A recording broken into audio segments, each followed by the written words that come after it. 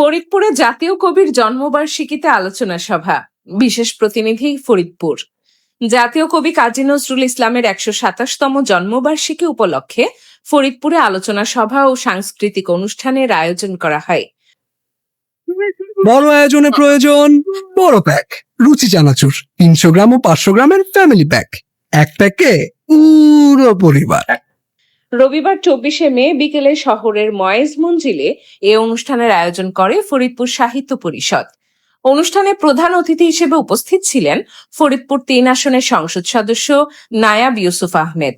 এছাড়াও বিশেষ অতিথি হিসেবে উপস্থিত ছিলেন অতিরিক্ত পুলিশ সুপার ফাতেমা ইসলাম, জেলা পরিষদের চেয়ারম্যান আফজাল হোসেন খান পলাশ, নাট্যকার শিক্ষক ডক্টর অনুপম হায়াত, প্রবীণ সাংবাদিক ও ইতিহাসবিদ বদিউজ্জামান চৌধুরী, ফরিদপুর ফাউন্ডেশনের গোলাম মহিউদ্দিন মুন্না ও জেলা জিয়া মঞ্চের আহ্বায়ক আব্দুস সালাম।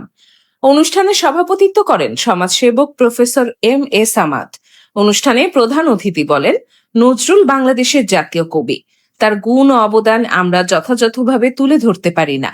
তার বিদ্রোহী কবিতা থেকেই ১৯৪৭, ১৯৫২, ১৯৭১ এবং ২০২৪ সালের আন্দোলনের অনেক প্রেরণা এসেছে। আমরা নজরুলকে বিদ্রোহী কবি হিসেবে জানি, তবে তিনি ছিলেন সাম্যের কবি, প্রেমের কবি। তিনি বলেন, আমাদের ফরিদপুরে বঞ্চিত ও নিপীড়িত সংস্কৃতি কর্মী রয়েছে। আমি সবাইকে সামনে নিয়ে আসব। সবাই এখানে সংস্কৃতি চর্চা করবে। আমাদের এই ধরনের আয়োজন তরুণদের খারাপ কাজ থেকে বিরত রেখে সংস্কৃতির দিকে নিয়ে আসবে।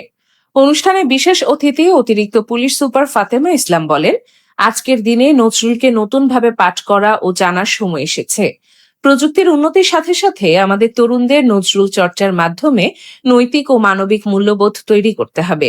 জেলা পরিষদের চেয়ারম্যান আফজাল হোসেন খান পলাশ বলেন, জাতীয় কবি কাজী নজরুল ইসলাম শুধু বিদ্রোহের কবি নন, তিনি সাম্য, মানবতা ও অসাম্প্রদায়িক চেতনার প্রতীক। তার কবিতার বিদ্রোহের আগুন বিভিন্ন ঐতিহাসিক আন্দোলনের উৎস হিসেবে কাজ করেছে। তিনি আমাদের বাংলাদেশকে বিশ্বের দরবারে পরিচিত করেছেন।